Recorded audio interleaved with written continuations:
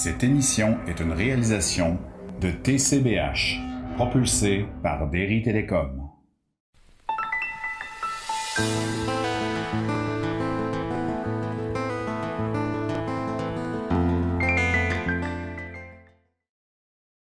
Bonjour et bienvenue. Nous allons continuer aujourd'hui sur des questions de Job sur le chemin de la lumière. Donc, c'est un petit peu pour faire une révision sur le cheminement de Job, l'entretien que j'ai donné sur Job.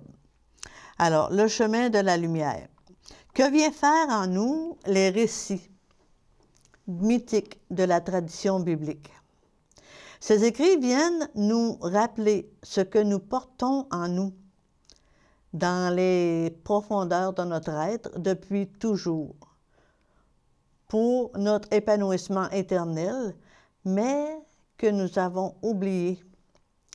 Ces récits nous parlent à travers le mythe, que ce soit le mythe de l'Adam, le mythe de qu'importe lequel des prophètes. Alors, ces récits nous parlent à travers le mythe de l'Adam universel que nous sommes, c'est-à-dire l'Adam que nous sommes du début du monde jusqu'à la fin. Comment l'homme a-t-il oublié sa réelle nature, qui est ontologique? Comment c'est arrivé? C'est en effet le drame de la chute. C'est ça qui est le drame de la chute. C'est cet oubli, c'est ça le drame de la chute.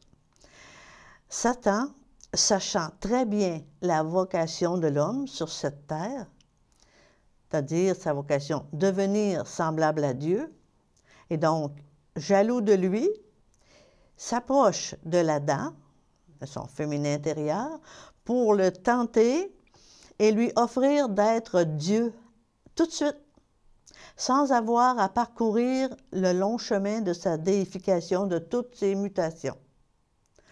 Alors l'homme, l'Adam, bien sûr, ébloui par cette offre et oubliant ce que Yahvé lui avait demandé, de ne pas manger du fruit de l'arbre sans l'être devenu, se laisse tromper.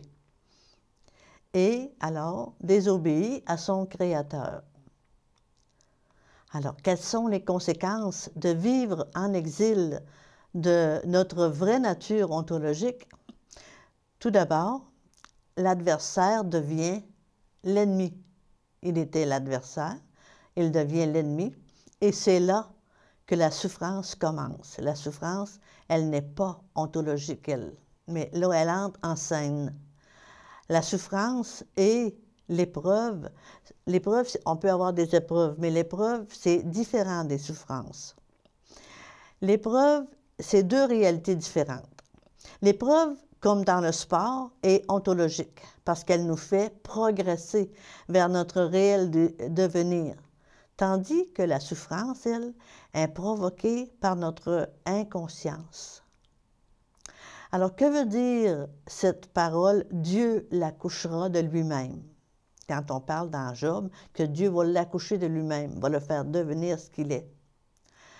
Dieu, dans le faisons à notre ressemblance, travaillera avec Adam, l'humanité, pour que naisse en lui ce Fils divin, qu'il est appelé à devenir par cette semence, le Yod, germe divin, que Dieu a placé en lui dès le début de la création du monde.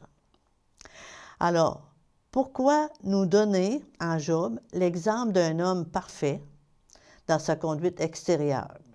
On nous parle qu'il était parfait, il donnait aux autres, il était généreux. Alors, dans la forme ontologique, être parfait qu'à l'extérieur ne suffit pas pour devenir semblable à Dieu. Dieu ne nous demande pas simplement l'imiter, mais de le devenir. Ce n'est plus moi qui vis, mais le Christ qui vit en moi, nous dit saint Paul. Vous voyez, il y a parfois des répétitions, mais c'est pas mal de revenir sur ça pour s'en souvenir. Quelle est la différence au sens biblique entre le créer et le faire? Bon, le créer, c'est une œuvre divine. Dieu seul peut créer. Il peut créer de rien. Il n'a besoin de rien pour créer puisqu'il a tout en lui. Et le faire, c'est une œuvre divino-humaine, une œuvre où Dieu et l'homme travaillent ensemble. Pourquoi Yahvé laisse-t-il l'adversaire éprouver Job s'il est parfait? Parce que sa perfection n'est qu'extérieure. Hein, je l'ai dit dans d'autres mots tout à l'heure, mais c'est ça. Il ne connaît pas l'immense potentiel de vie et de puissance qui l'habite par son Isha intérieur, ce germe qui est à l'intérieur. C'est elle qui lui montrera le chemin de la ressemblance. S'il veut, bien sûr, se conscientiser à ce qu'il est ontologiquement. Job, extérieurement, semble être accompli, mais non encore. Il ne comprend pas encore son être intérieur. C'est avec son Isha, cet être intérieur, qu'il entrera vraiment en résonance avec son nom divin. Alors, on nous parle ici Dieu va amener Job à la résurrection. Pourquoi faut-il mourir pour ressusciter? C'est une nécessité de muter, c'est-à-dire muter de notre niveau actuel de conscience, lié à l'intelligence terrestre que l'on a des choses, dans notre état d'exil, pour pouvoir être revêtu de cette nouvelle vision dans la lumière de notre Créateur.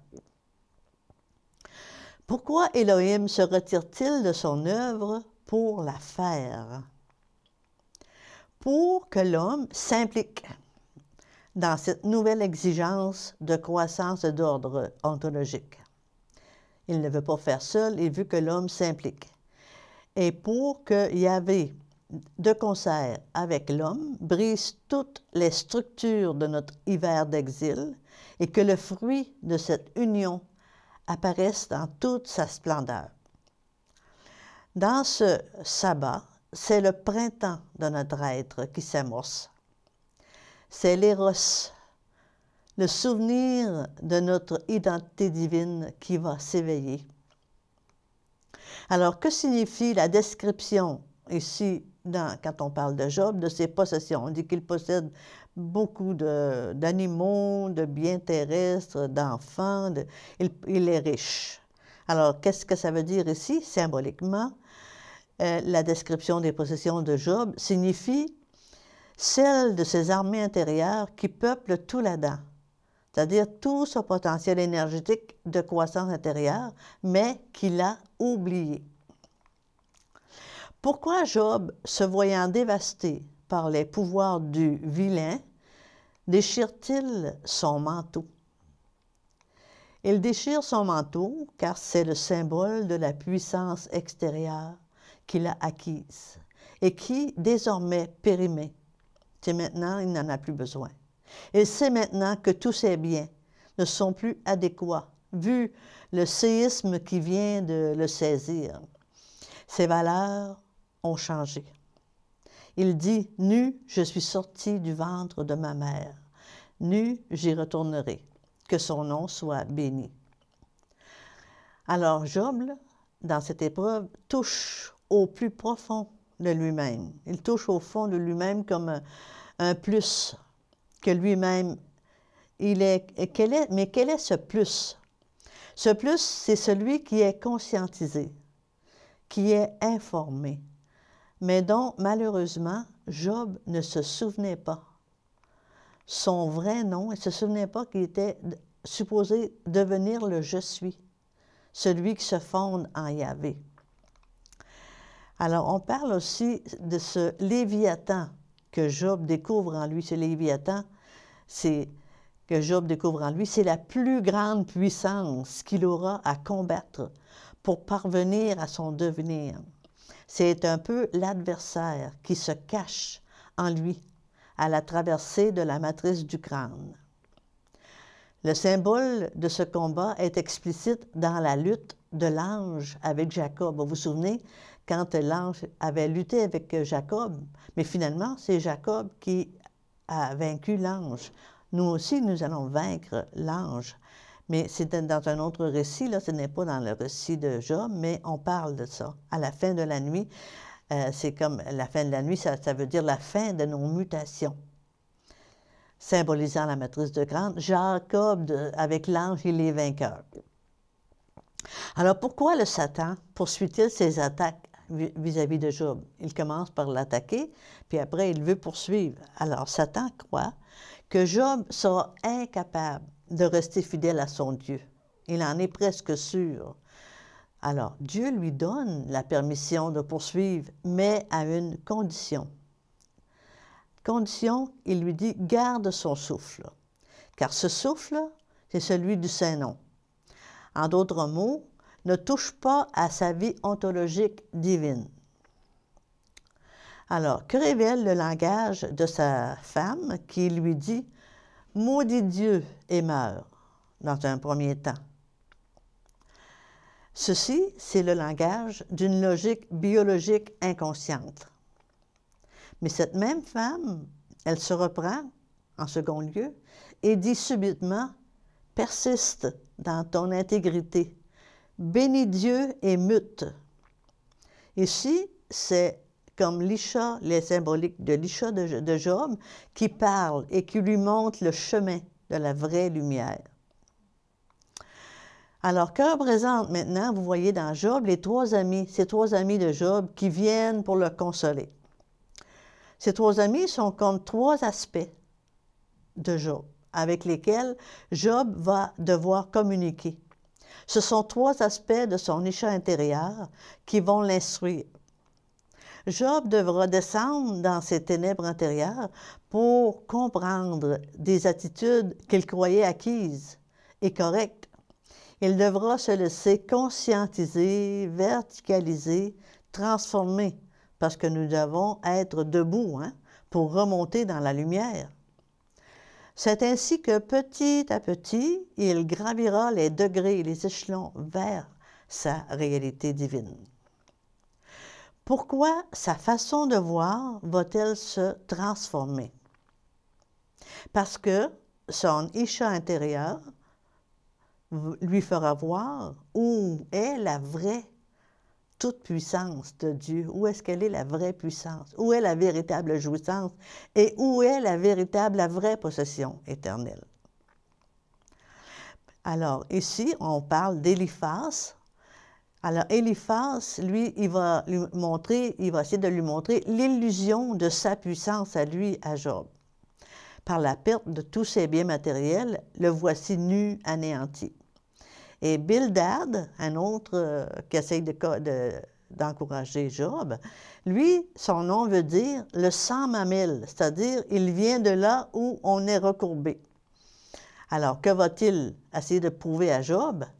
Le père nourricier que se croit Job ne peut apporter la véritable jouissance, tant la terre de la loi le laisse mourir inassouvi et dans l'absurde. Recourbé, il ne marche qu'à quatre pattes, comme tous ces hommes de la chute, confondus avec le monde animal.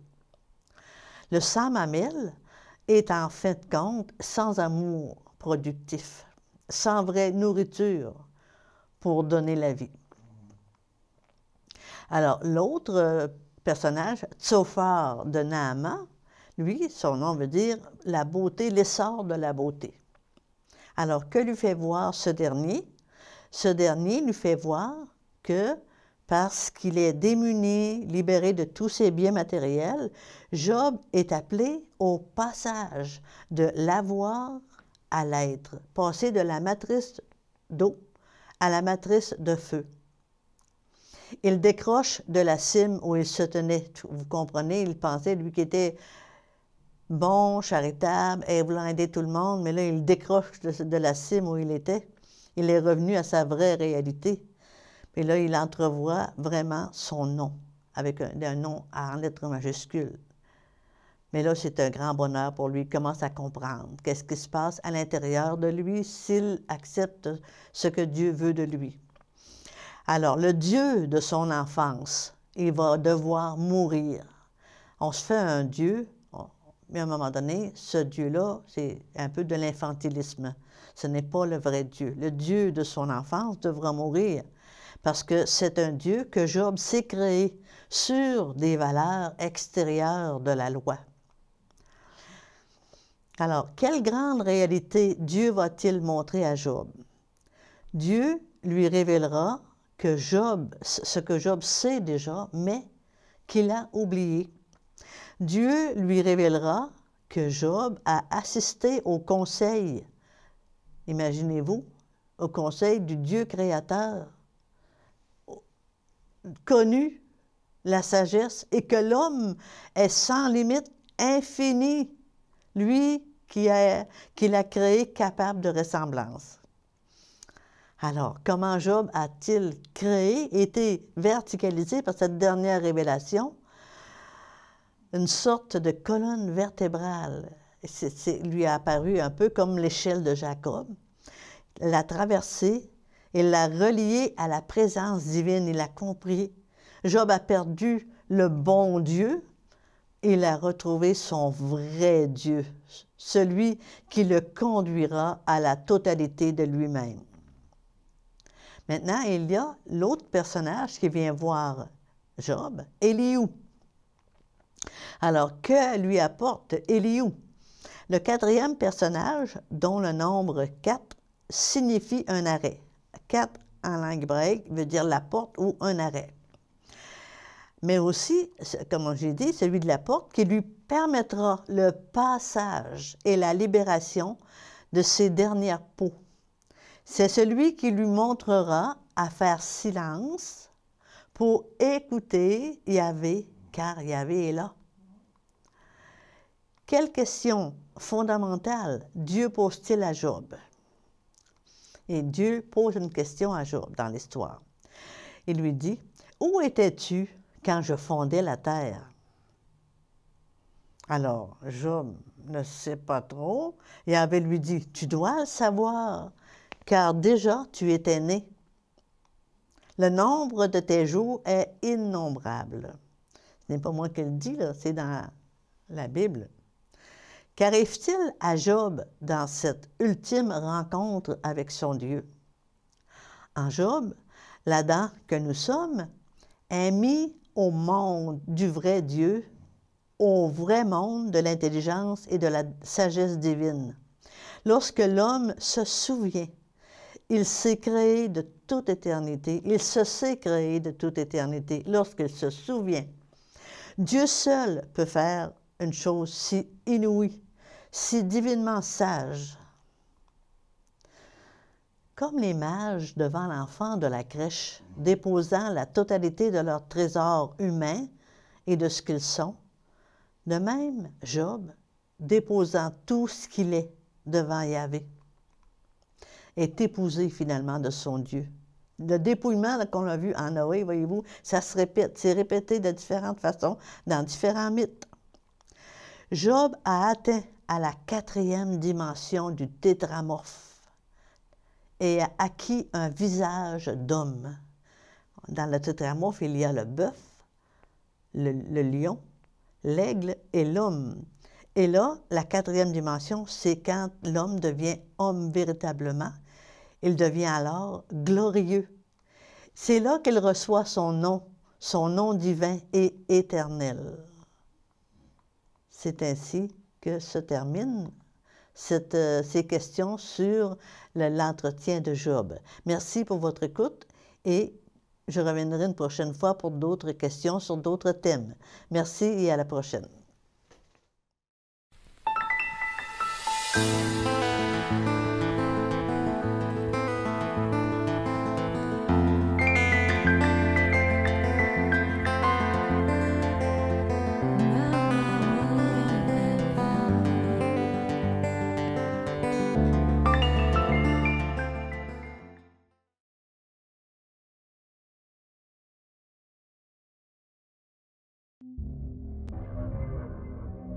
Cette émission est une réalisation de TCBH, propulsée par Derry Télécom.